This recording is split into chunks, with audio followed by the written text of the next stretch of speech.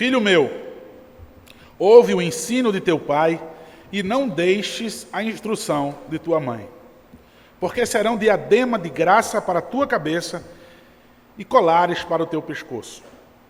Filho meu, se os pecadores querem seduzir-te, não o consintas.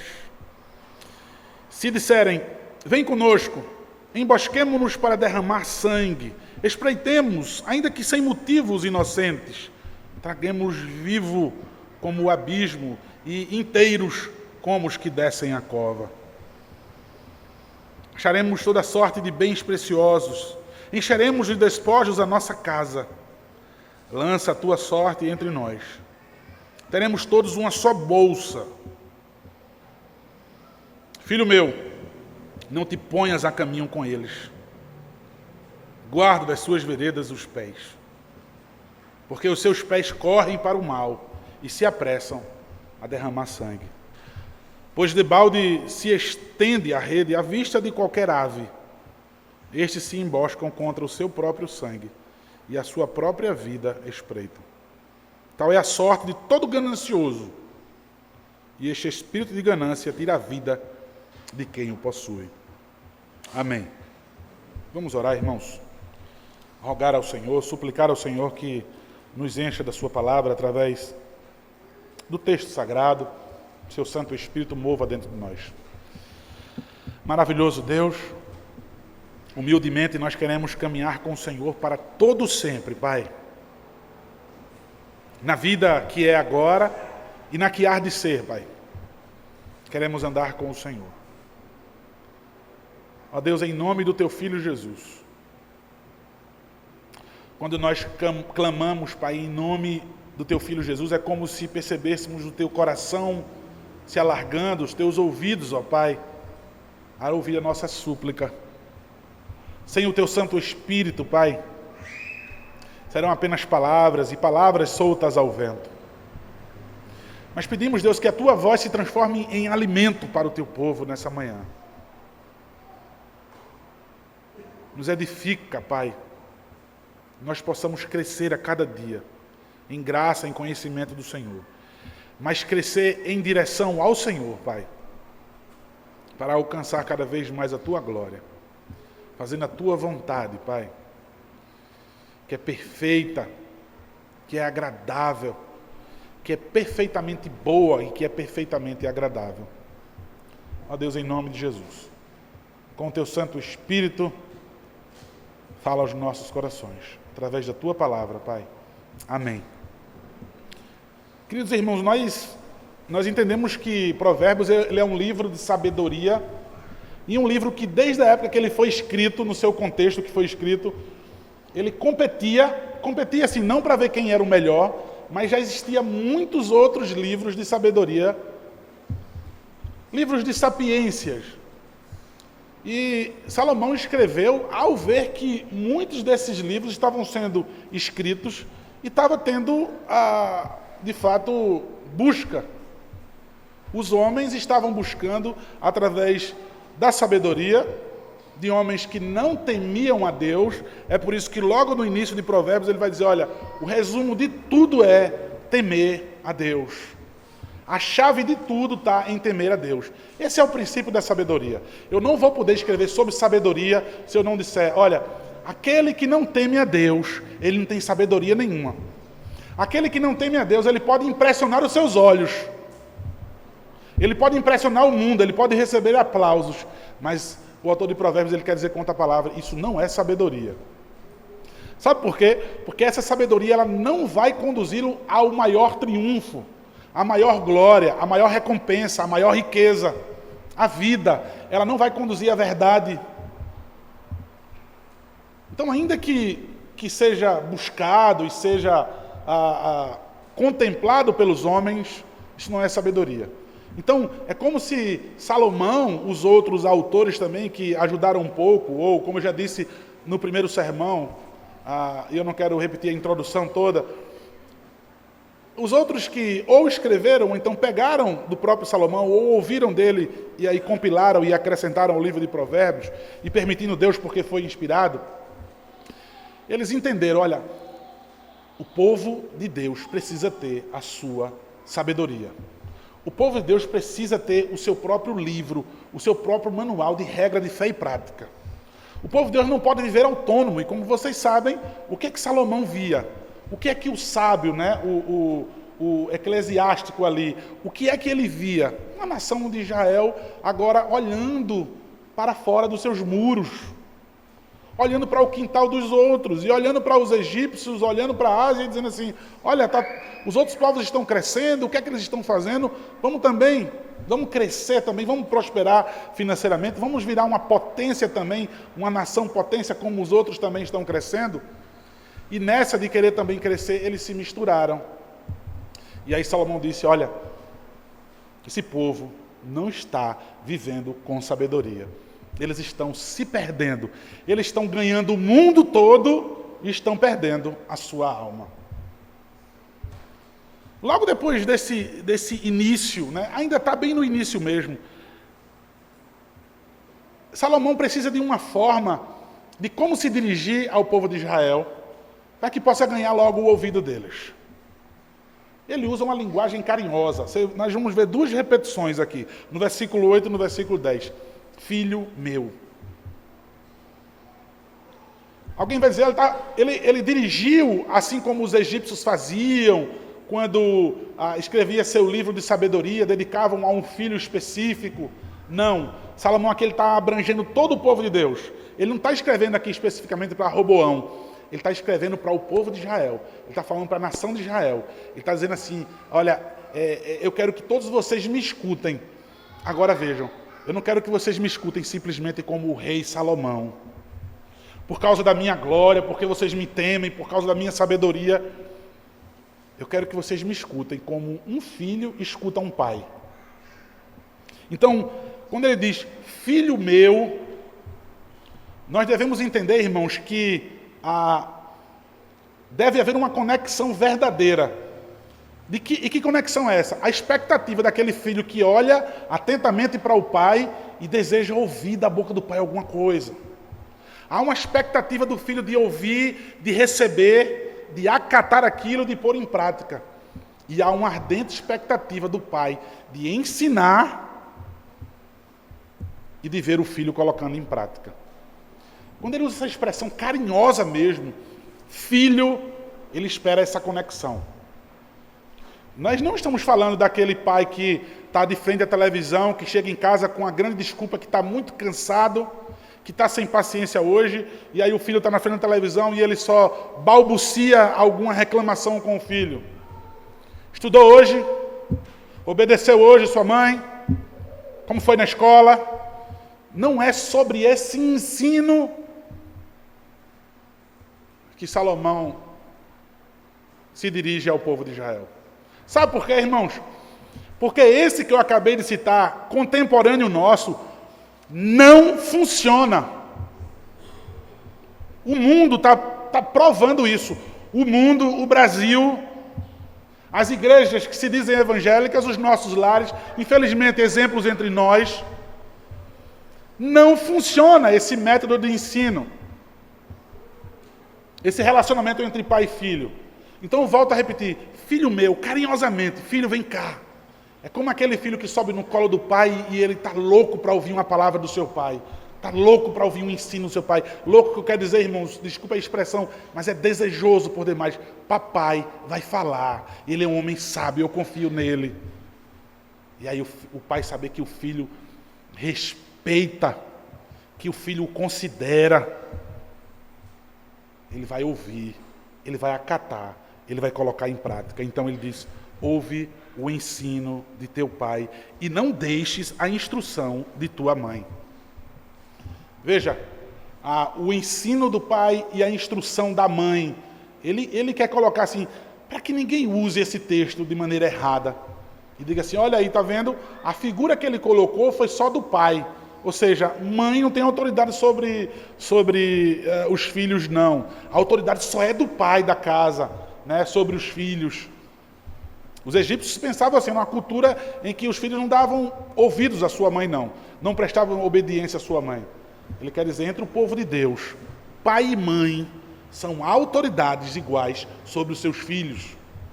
Autoridade sobre os filhos. O filho deve respeitar tanto o pai quanto sua mãe. Ele não deve desconsiderar nenhum dos dois. Então Salomão já deixa isso claro. E ele vai usar duas palavras: ensino e instrução. Volto a dizer ao exemplo. Esse ensino, nós só iremos entender esse ensino escrito aqui na Bíblia se houver aquela conexão que eu falei agora há pouco. Se não houver uma ardente expectativa do aluno em sentar para ouvir e aprender, e do professor, ali a questão do pai para ensinar, esse conceito de ensino está errado. É um conceito de ensino que não é o bíblico, não é o esperado aqui pelo autor Salomão. Tá bom? Então, quando você ouvir aqui falando sobre ensino, ouvir falando sobre instrução, é aquela harmonia. Quem está ouvindo está doido para ouvir e se vestir daquilo, se revestir daquilo. E quem está ensinando está com um coração desejoso, ardente de ver aquilo sendo usado em prática. E ele vai dizer que esse ensino e essa sua instrução, observe no texto, eles vão ser o quê? Diadema de graça para a tua cabeça e colar para o teu pescoço. Observe que ele usou dois adornos. Dois adornos ele usou. Um diadema e um colar. Ou seja, um é o ensino e o outro é a instrução da mãe. E ele usou dois artefatos, adornos ali, que eram usados naquela época. Inclusive, volto a dizer, pelos egípcios. Uma grinalda, uma coroa de louros, né, era colocada na cabeça daquele que iria receber honra. Daquele que tinha vitória, talvez em alguma competição de atletismo ou qualquer outra coisa, quando ele ia ser homenageado pelaquele reino, ele recebia aquela coroa. Ou então, esse colar no seu pescoço vem talvez de uma resposta a uma crença pagã dos egípcios, em que uma deusa equivalente à sabedoria de Provérbios para os egípcios, Maat, essa deusa, ela era considerada inclusive com aquela que iria salvar os homens dos seus inimigos, ela iria dar vida eterna aos homens, colocavam nos defuntos, aqueles que tinham um destaque na sociedade, morria e colocavam no ofício fúnebre, enterravam com aquela pessoa um colar com essa deusa. Eles prestavam uma veneração, uma devoção enorme a essa deusa. Então, certamente, Salomão ele quis colocar como que uma resposta. Ele está usando um jogo de palavras. Sabe aquilo que as pessoas ostentam? Aquilo que os juízes no tribunal usam para julgar a causa dos homens? Eles têm muita sabedoria, eles são juízes. Olha o que eles usam no pescoço deles, né, daquela deusa Maat. Então, ele quer colocar assim em resposta e dizer assim: a sabedoria e o ensino sobre o temor do Senhor, ele vai enfeitar a tua cabeça e vai enfeitar o teu pescoço. Assim como você vê o mundo que expõe uma falsa sabedoria, que expõe falsa honra, falsa excelência. Você já viu aquilo no pescoço deles, na cabeça deles? A sabedoria, figuradamente, é isso para vocês. E ele quer que vocês deem preferência a isso. Para de estar contemplando aquilo com os olhos e crer naquilo que é invisível, no conceito de fé. Tu vai ter glória e honra nessa vida, tu vai ser bem nessa vida, se tu crer, se tu tiver temor no Senhor e absorver dele a sua sabedoria. Então ele usa essas duas figuras do diadema e do colar. Então ele volta a se expressar: filho meu, no versículo 10. Para que ele usa agora a figura?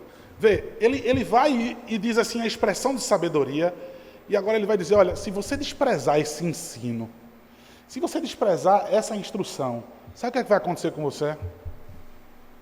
Com esse mundo aí fora, você, Israel, que está olhando para fora do mundo, para fora do muro, sabe o que, é que vai acontecer com esse mundão aí fora, se você não usar a sabedoria que eu estou propondo instruir você? Você vai ser tragado, você vai ser destruído por esse mundo. Então, ele vai usar aqui um exemplo. O que é que vai acontecer com você e como é que esse mundo traga você? Como é que esse mundo sutilmente? Então, Salomão, ele põe as palavras na boca do inimigo. Ele vai dizer, olha como é que o inimigo fala. É mais ou menos quando os pais dizem assim, meu filho, esse rapaz aí parece não ser de boa índole. Quem é os pais desse rapaz? De onde ele é? Não gostei muito do jeito que ele se veste. Não gostei muito do linguajar dele. Não quero você na companhia desse rapaz. Aí o pai muitas vezes vai chegar e vai dizer, olha, deixa eu te dizer, como é que ele vai tentar seduzir você? Eu lembro, irmãos, que eu cresci na igreja e eu ouvia muito na escola dominical, aos professores, ou então a adultos dizerem, até hoje eu acho que dizem, cuidado, muito cuidado com aquele homem bem vestido na porta da escola.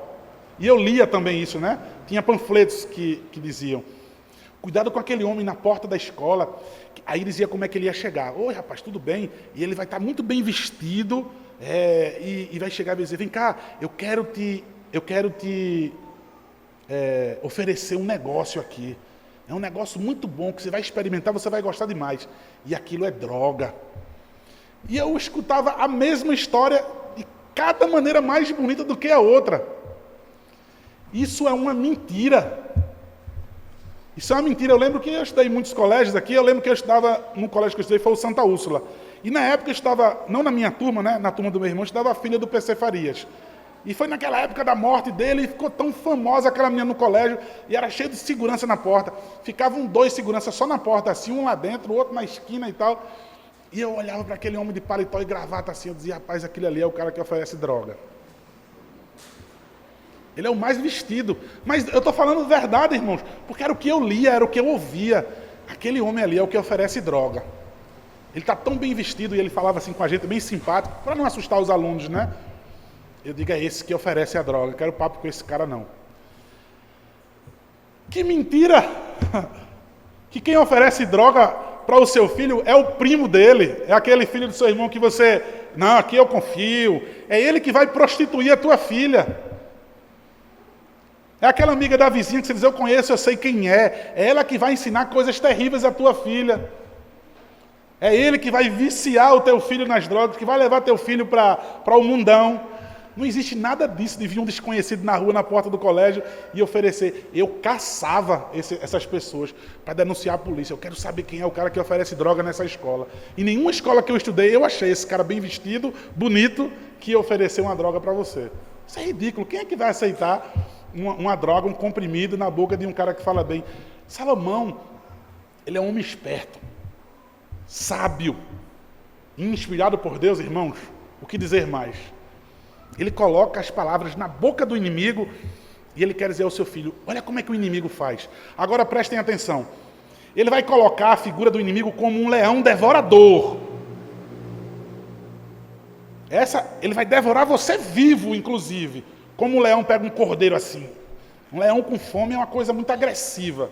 Quem já viu um leão morto de fome atacar uma presa pequena? Lembram sobre a cova dos leões com Daniel?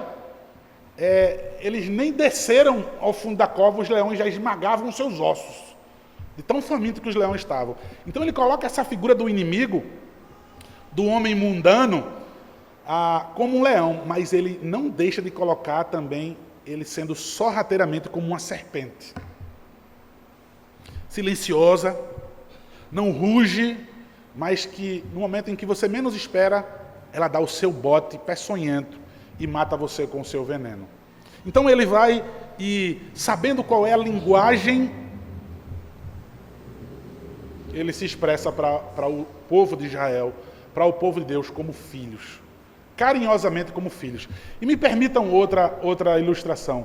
Eu lembro que uma tia minha, ela disse para mim assim, olha meu filho, eu lembro que o seu tio, o meu irmão mais velho, ele me dizia tudo quando eu era adolescente. Ele dizia assim, olha, antes de eu começar a namorar, os meninos vão chamar você no canto, eles vão prometer a você que vão, olha, eu quero casar com você, e eu vou botar você dentro de uma casa, nós vamos crescer juntos, nós vamos batalhar juntos, nós vamos ser um casal lindo. Tudo isso para se aproveitar de você e aí possuir você sexualmente, desrespeitar você, E aí minha tia disse, com os olhos cheios de lágrimas, tudo aquilo que meu irmão disse, os homens fizeram comigo. Tudo aquilo que meu irmão disse, os meus namorados fizeram comigo. Aí ela, com os olhos cheios de lágrimas, disse assim, porque eu não ouvi o meu irmão? Porque eu não dei ouvidos ao meu irmão? Agora, eu me magoei tanto na vida, porque eu acreditei nesses homens.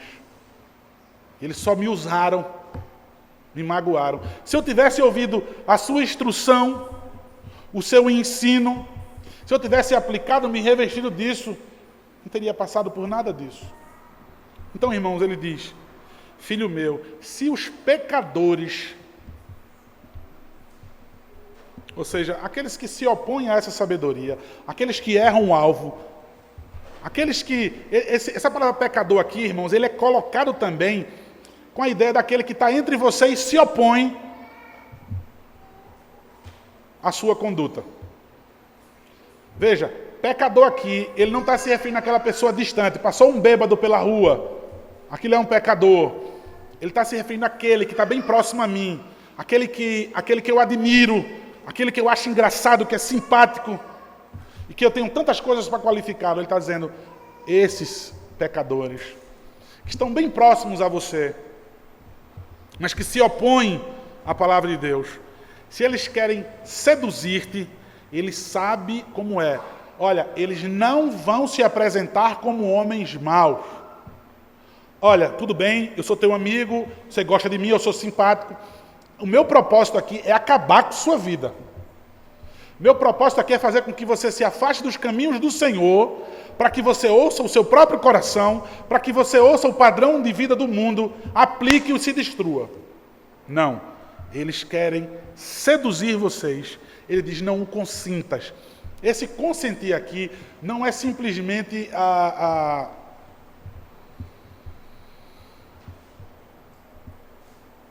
como é que eu posso dizer, irmãos, da melhor maneira possível? Não é apenas uma motivação interna. É exatamente isso. Não é uma motivação interna dentro do seu coração, da qual você diz assim, olha, aquela amiga minha, ela tem essas práticas. Eu não concordo com ela.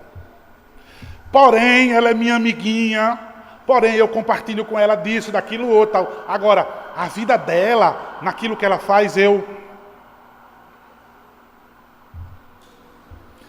Esse não consentir aqui, não aplique de maneira errada.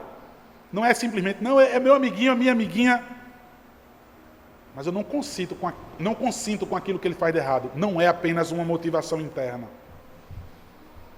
Em resumo, não consentir é você, de fato, fazer oposição àquilo que ele propõe a você. Aquele estilo de vida.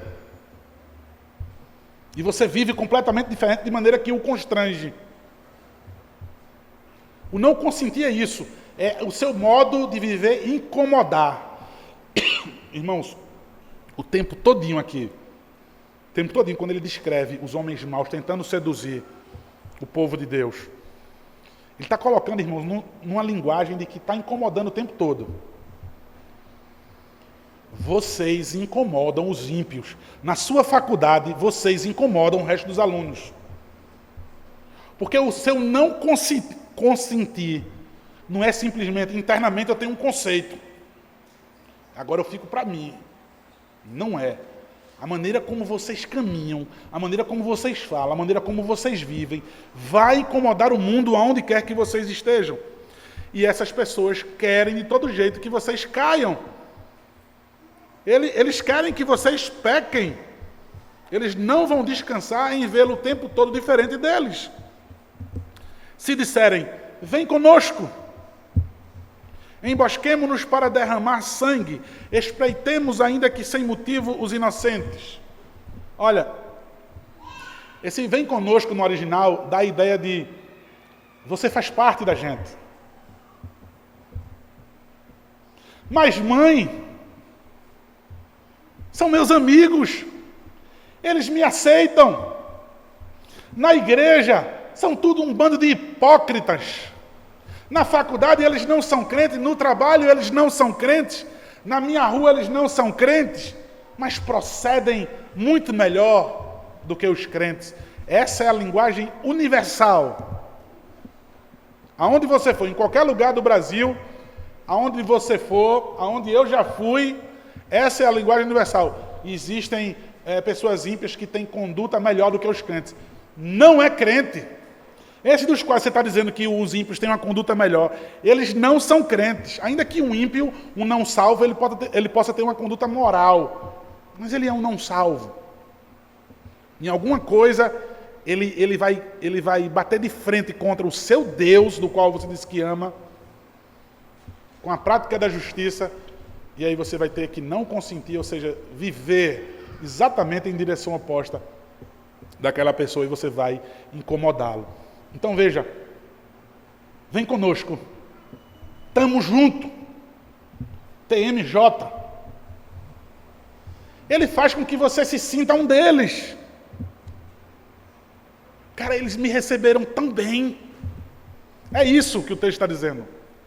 Vem conosco, olha, filho meu filho, vem cá.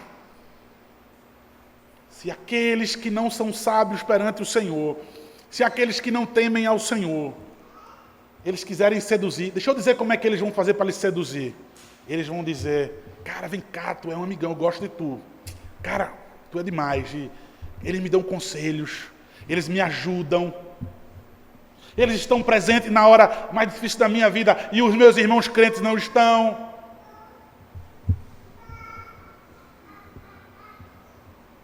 Vem conosco significa, a gente te aceita. Tenho nenhum preconceito porque você é crente. Pode vir, não tem isso não. Eu também vou respeitar eles na conduta ímpia deles. Vou consentir, sim. Eles me aceitam e ele diz, embosquemo-nos para derramar sangue. Espreitemos ainda que sem motivo os inocentes. Observe que é o pai. É Salomão colocando na boca do seu filho, é o pai colocando na boca do seu filho o linguajar. Então ele está dizendo assim, quando eles dizem que vão derramar sangue inocente, quando eles vão espreitar o inocente, eles não precisam de motivo nenhum. E esse derramar sangue aí, numa linguagem figurada, pode ser usada também literalmente, para matar mesmo, fazer o mal. Mas numa linguagem figurada, ele quer destruir a tua moral. Tanto serve literalmente para o físico, quanto também para a moral. Olha, vamos pegar aquele que moralmente é uma pessoa de uma conduta certa. Vamos pegar aquele que é crente, aquele que tem um temor do Senhor. E aí quando ele abre a boca e diz assim, olha, vamos fazer isso com os inocentes. Ele está querendo, o pai, mostrar ao filho que aquele homem é um criminoso, que aqueles homens são criminosos. Ele quer provar, filho, eles são maus. Eles querem fazer mal àquelas pessoas que nunca fizeram mal a eles. Veja só, o que o pai está colocando aqui, quando ele apresenta inocente, ele está declarando aqueles homens como maus. Não quero você se juntando, se misturando com aquele tipo de gente. Se afaste deles. Nada. O menos de associação possível que tiver. Eu não quero você junto desse povo. Eles fazem isso com os inocentes. Vocês não fizeram nada contra eles para que eles desejem tanto arrancar vocês dos caminhos do Senhor e colocá-los nas trevas. O versículo 12 diz, traguemo-los vivos como o abismo, e inteiros como o que descem à cova, ao Sheol, ao túmulo mesmo. Tragar vivo. Tragar vivo é como um cataclisma de um terremoto, que ele balança tudo, a casa cai sobre a cabeça, abre um buraco no chão, a pessoa morre. Ou seja, ele não avisa. Um terremoto, ele não avisa. As pessoas não têm como se preparar para um terremoto. As pessoas se preparam para um tsunami. Olha, tocou a sirene, o tsunami está vindo aí. corre o quanto puder, vai para um lugar mais alto. Está vindo um furacão, está vindo um tornado. Se abriguem, fujam. Agora um terremoto, não tem como você se preparar. Ele está dizendo, olha, eles pegam vocês vivos. Você não teve como se defender. Você não teve tempo para pensar e dizer assim, rapaz, é a coisa certa a fazer. Eu tenho um ensino, eu tenho uma palavra, eu tenho os leis, eu tenho um mandamento do meu próprio Senhor. Eu vou ponderar. O que ele quer dizer é, meu filho, quando você menos esperar, você já foi abocanhado, você já foi triturado, você foi engolido vivo. Ele diz inteiro e vivo, né? Vivo porque ele não vai arranhando e aos poucos lhe sufocando. Ele vai fazer sem lhe dar chance de se defender. Você não tem força para se defender. O leão não diz assim, eu vou esperar primeiro morrer. Deixa eu esperar primeiro a minha presa morrer. É o animal lá gemendo e o leão engolindo ele vivo. E ele diz inteiro. Ou seja, eu vou arruinar. Ele vai arruinar completamente a sua vida. Veja, ele não vai prejudicar a sua vida só numa área, não. Todas as áreas da tua vida, ele vai prejudicar. Vivos e inteiros. É isso que diz o versículo 12. Versículo 13. Acharemos toda sorte de bens preciosos. Encheremos de despojos a nossa casa. Lança, o versículo 14, a tua sorte entre nós. Teremos todos uma só bolsa. Olha o que eles vão dizer. Vale a pena.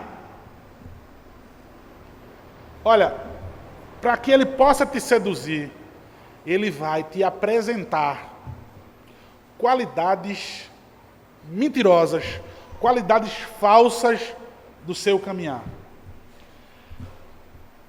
Nós acharemos toda sorte de bens preciosos.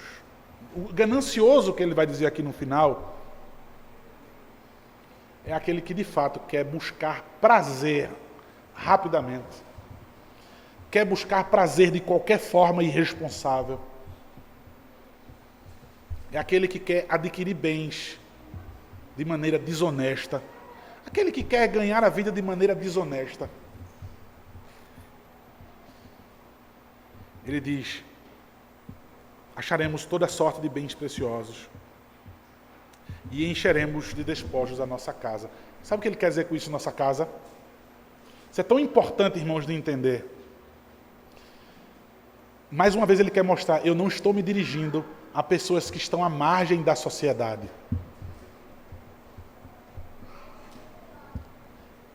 São pessoas de dentro de Israel. Não são pessoas que estão vindo de outra nação para emboscar vocês. De dentro de casa significa que ele está inserido na moradia ali. Significa que ele está dentro daquela cidade. Significa que essa pessoa está próxima a você. Significa que essa pessoa tem acesso a você. Com facilidade e constante. Quando ele diz, nós vamos encher a nossa casa. Ele diz, lança a tua sorte entre nós. Teremos todos uma só bolsa. Vem. Tenta. Experimenta. Aqui entre nós não tem desigualdade social. Sabe aquilo que você acha na sua casa, que sua mãe, seu pai favorece mais um filho do que o outro? Sabe esse negócio de estudar e depois você arrumar um emprego medíocre e receber tão pouquinho? Deixa eu te apresentar o comunismo. Não vai haver desigualdade. Todos nós vamos ter uma só bolsa. Eu quero estar entre esses homens, essas pessoas. Olha como eles são legais. Olha como eles são compreensíveis. Olha como eles são honestos. É esse tipo de vida que eu sempre sonhei. Meus pais, a igreja nunca me propôs isso. Isso sim é sabedoria. Isso sim é proposta. Por essa razão, então, o pai desesperado, depois de apresentar, é assim que os ímpios fazem, ele vai então se expressa de maneira mais uma vez carinhosa e profunda e diz assim: filho meu, não te ponhas a caminho com eles.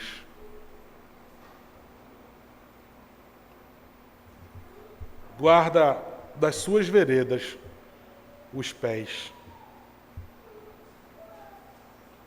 porque os seus pés correm para o mal e se apressam a derramar sangue. Mais uma vez, olha, esses homens querem acabar com você fisicamente e querem acabar com a tua moral. Não pisem no mesmo lugar que eles. Aonde eles estiverem caminhando, busquem outra trilha. Não vão após os passos dele. Nós cantamos nos Salmos: pegadas justas, sendas se farão. As pegadas de Cristo.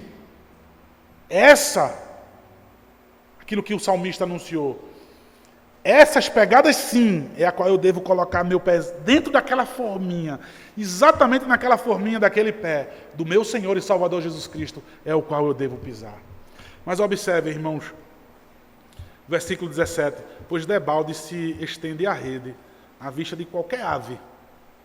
Esses se emboscam contra o seu próprio sangue, e a sua própria vida espreitam.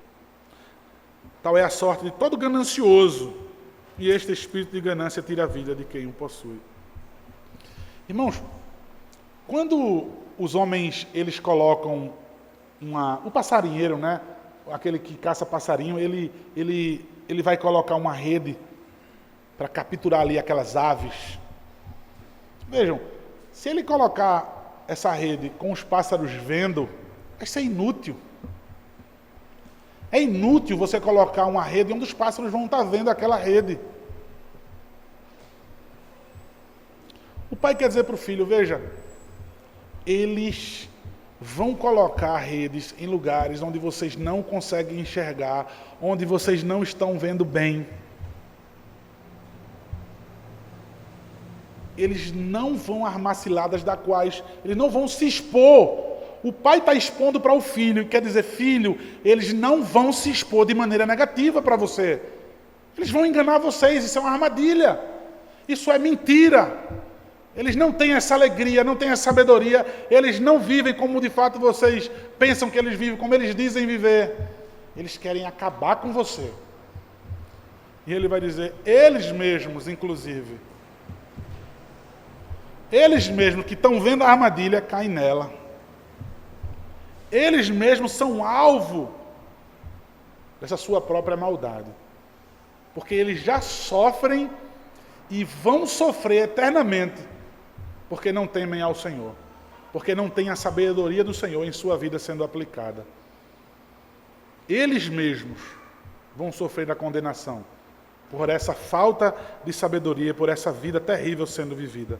Então o pai conclui dizendo: tal é a sorte de todo ganancioso, desse que quer prazer desse jeito, desse que quer vencer na vida desse jeito, desse que quer viver a vida desse jeito, com facilidade, passando por cima do ensino dos seus pais. E esse espírito de ganância tira a vida de quem o possui. O pai deixa bem claro: você vai acabar com sua vida. Sabe o que é que eu tenho visto, irmãos? Hoje, homens e mulheres magoados, olhando para trás. Se eu tivesse ouvido a instrução dos meus pais. E agora, vamos colocar da maneira mais saudável possível, e agora bíblica possível. Porque talvez você não tenha um pai piedoso, uma mãe piedosa, um pai e uma mãe crente. Tá? Mas veja, eu abandonei os caminhos do Senhor. Ou... não se enganem não, gente, eu tenho muita pena de pessoas que viveram a vida toda na igreja, famílias completamente arruinadas. A mãe e o pai, um monte de filho que não são crentes hoje, Esses filhos tiveram filhos que não são crentes, e os filhos estão tendo filhos que não são crentes, são ímpios, não temem ao Senhor e não têm nenhuma sabedoria, apesar de estarem todo domingo dentro de uma igreja, reproduzindo todos os atos de liturgia. De novo, irmãos, o ensino, a instrução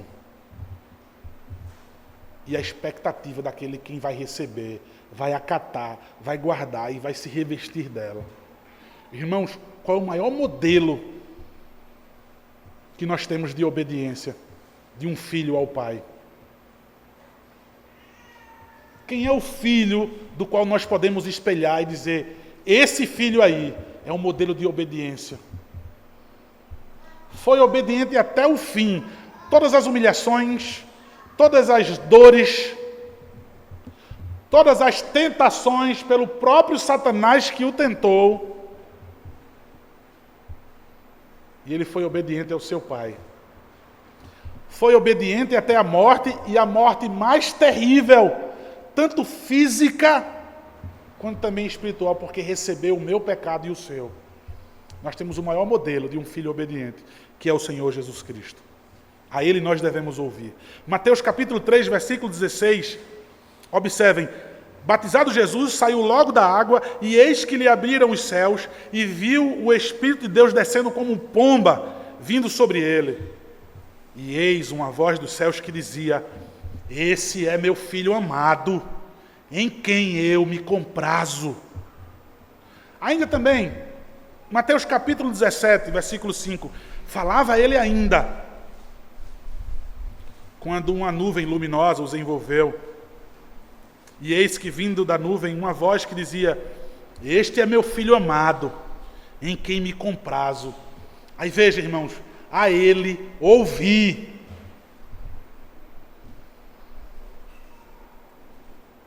A ele, Pedro mais uma vez, adiantado como Pedro era, representava sempre o colegiado apostólico ali e falava primeiro que todo mundo, se perdia em suas palavras.